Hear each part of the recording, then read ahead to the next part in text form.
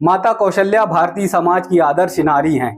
कैसे परिवार को एकजुट बनाए रखना है, कैसे परिवार में बिखराव नहीं होने देना है और पारिवारिक कलह को कैसे समाप्त करना है, खत्म करना है। यदि ये सीखना है तो माता कौशल्या के जीवन से जरूर सीख सकते हैं।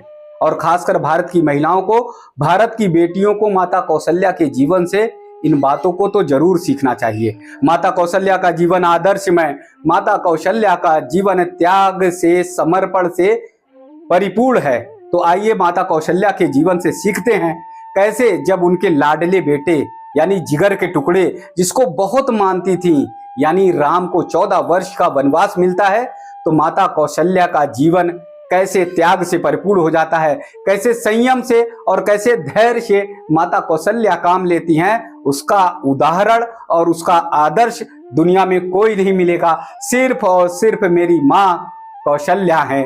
तो आइए जानते हैं माता कौशल्या के जीवन के बारे में। राज देन कही दीन बन, मोहि न सोच लवलेश, तुम बिन भरतहि भूपतहि, प्रजहि प्रचंड कलेश। यानी माता कौशल्या ने कितनी बड़ी बात इस चौपाई के माध्यम से कह डाली। यानी माता कौशल्या ने कितनी बड़ी बात कह दी। माता कौशल्या अपने लाडले राम से कहती हैं, जब 14 वर्ष का वनवास राम को मिल जाता है, तब माँ कौशल्या कहती हैं कि राम, एक तरफ तो तुम्हारे पिता ने तुम्हें राज गद्दी की बात कही कि तुम्हारा राज सिंहासन पर बैठना है और तुमको अयोध्या का राजा बनाया जाएगा, और दूसरे ही दिन उन्होंने तुम्हें 14 वर्ष का वनवास दे डाला। यानी कैकेयी के 2 वचन को निभाने के लिए तुम्हें 14 वर्ष के वनवास के लिए भेजने का निर्णय ले लिया। माता कौशल्या कहती हैं कि हे राम, तुम्हें 14 वर्ष का वनवास मिल रहा है, मुझे रंच मात्र भी दुख नहीं है, जरा भी मुझे पीड़ा नहीं है।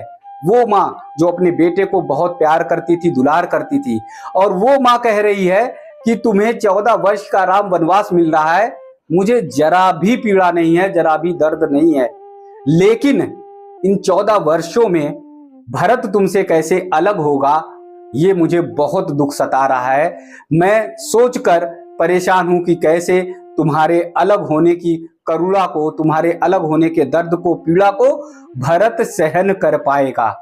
यानी माता कौशल्या का हृदय तो देखिए, जिस भरत के कारण राम को 14 वर्ष का वनवास मिलता है, माता कौशल्या कहती हैं कि उस भरत को पीड़ा होगी, उस भरत को दर्द होगा, वो कैसे सहन कर पाएगा। यानी भरत के लिए चिंतित होती हैं और कैकेयी को कुछ भी नहीं कहती। आज के परिवेश में अगर जरा देख लीजिए कि आज के समय में अगर कैकेयी जैसी कोई माता हो तो सबसे पहले कैकेयी माता पर अपघात किया जाएगा, सबसे पहले कैकेयी को उल्टा और जाने क्या क्या कह दिया जाएगा, सबसे पहले कैकेयी को डायन तक घोषित कर दिया जाएगा। यानी सबसे बड़ा अपराधी बना दिया जाएगा कि तुम्हारे कारण घर में, परिवार में बिखराव आ रहा है, तुम्हारे कारण मेरा बेटा राजा बनने वाला था लेकिन नहीं बन पाया।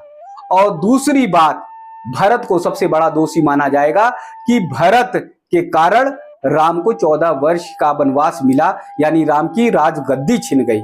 अगर आज के जीवन में ऐसा होता तो फिर जो है ना भरत को रहने दिया जाता और ना कैकेयी को परिवार में रहने दिया जाता। लेकिन माता कौशल्या ऐसी सहृदयी माँ, जिन्होंने ना तो कैकेयी को कुछ कहा और ना ही भरत को कहा, बल्कि भरत की चिंता की, राम की चिंता नहीं की, भरत की चिंता की कि भरत कैसे राम से अलग रह पाएगा। इसलिए हमारे समाज में माताओं और बहनों को माता कौशल्या से सीखने की बहुत जरूरत है।